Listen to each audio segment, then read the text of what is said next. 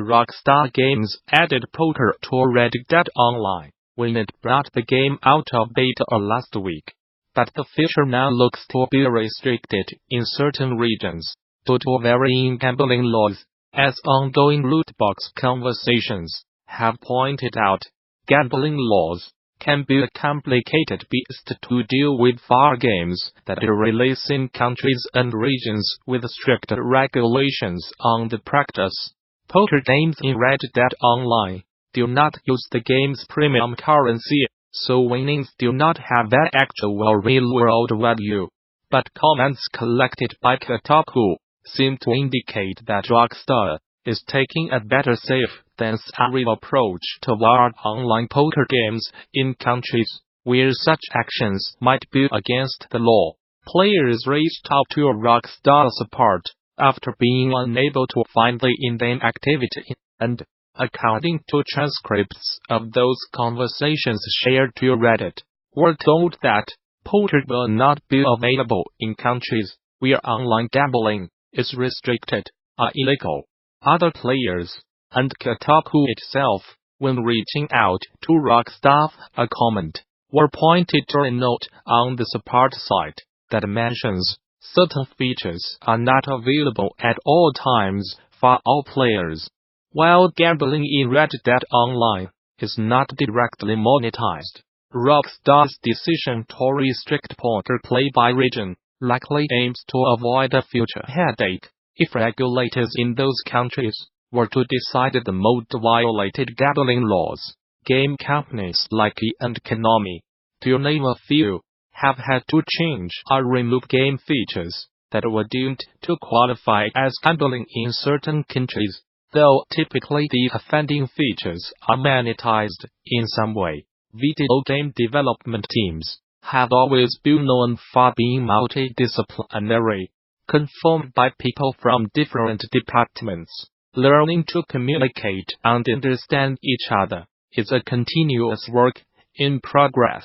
However, there might be external collaborators who are not always around, and communicating with them is even more complicated, such as the tale of musicians versus developers. In our studio, we do not have any kind of sound designer, nor composer, so when we are developing a project, we have to rely on a professional studio, just like we did on Mucho Taco, where we found allies with Soundscape Studio.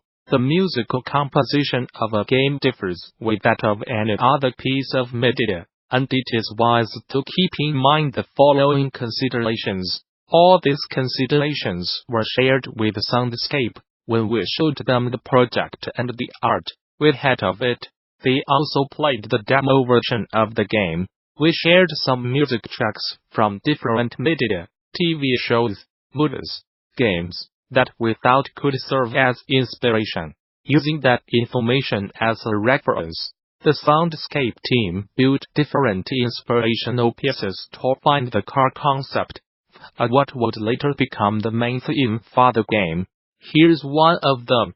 You can listen to the tracks on the link at the bottom. Once both our teams settled on a melody, we explained to the musicians how the tracks had to be exported.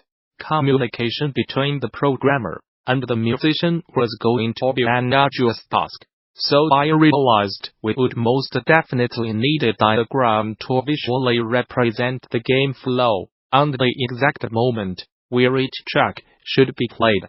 I started to build my own nomenclature so programmers and musicians could understand each other, and the result, after some iterations, was this. Complementary information for music frames displays the intro and outro behaviors of a track frame, a theme frame. For example, this is the music diagram for Mucho Taco as main theme, a theme frame that loops indefinitely, which is composed of another theme frame and a track frame, idle song, flute song, normal song. You can listen to the tracks on the link at the bottom. The track order is as follows: flute song, normal song, flute song, normal song, idle song, idle song, idle song, idle song, For our game, Mucho Toko, we designed several events which changed the BG music. One of such events is the player-activated Fiesta. When it happens, the current track must stop and the Fiesta song will be played instead, which is a track with a well-defined beginning and ending with a fixed duration. Fiesta song. You can listen to the tracks on the link at the bottom. Another BG music disruptive event is called Gamasutra, which is triggered automatically. This event does not have a fixed duration and the player can stay on that event an indefinite amount of time, so it must have a track that is able to loop. To ease in the loopable portion of the track, we decided to add an intro track that leads to it. Gamasutra intro, Gamasutra song. You can listen to the tracks on the link at the bottom. Indicates the beginning of the diagram. In our case, a mobile game means the player can open and close the game anytime, so any re-entry points must be highlighted on the diagram, depending on the player's progress. Finally, we incorporated the game tutorials, which led the final diagram to look like this. A simple diagram that efficiently shows the musicians how the tracks should be prepared. Thank you for reading. Hope you find this information useful in your game making. If you enjoyed this post and want to track the music diagram working in our game, Mucho Toko, click this link and have a great pound indeed. www.mugotoko.mx. Download the editable file and listen to the tracks here. Every year, a slew of games emerge that take much of the game development community by surprise. These are games that fulfill a surprisingly unfilled niche and capture a unique audience. In 2019, one of those games is Dawn of Man, a prehistoric society simulator from MadridWorks, a game developer based out of Spain that's shot to the top of the Steam charts. Today at 1 p.m.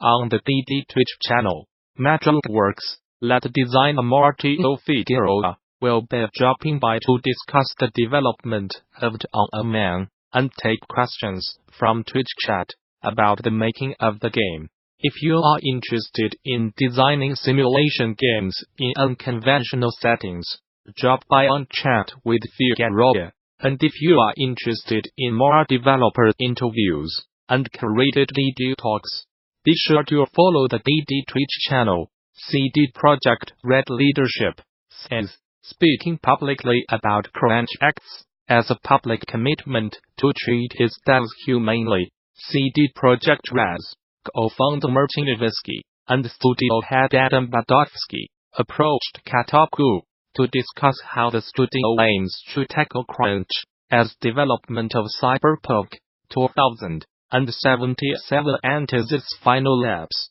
Crunch is a persistent topic of conversation in the game industry, but stories about the practice are typically born out of burnt-out developers coming forward, as opposed to studio leadership reaching out to the press. Iwicki, however, says the proactive approach aims to act as a public commitment that we want to be more human and treat people with respect. On the topic of crunch, Iwicki vows that the final stretch of Cyberpunk 2077 West development will be better than Witcher's finishing period. In the very least, he tells Kotaku that the studio is pushing its existing non-obligatory crunch policy even harder this time around and ensuring developers know that crunch is not mandatory, even when they are directly asked to work nights and weekends. Though, as past stories on crunch often point out, there are many ways crunch can become an implied requirement, even without a direct mandate. The full Kotaku article has a detailed account on which promises CD Projekt Red would not commit to during the conversation. For instance, Iwicki would not say much of the specifics of the crunch that has happened so far, are promised to limit crunch to set periods of time. Instead, he reiterated us that opening up to the press aims to act as a public commitment to the team working on Cyberpunk 2077. We have created a lot of force functions for us to improve, Iwitsky told Kotaku, making this commitment. I hope it shows that we are treating this matter very seriously. Kotaku's Jason Schreier pointed out that the proactive approach may aim to preempt a potential investigation, similar to the one the site published on BioWare's Anthem in April. Schreier notes that for former CD Projekt Red devs reached out to Kotaku following that Anthem story to say they do see similar labor practices while working on Cyberpunk 2077. In our sprint meeting this past week, the question of paying streamers to play our game on Twitch and YouTube came up.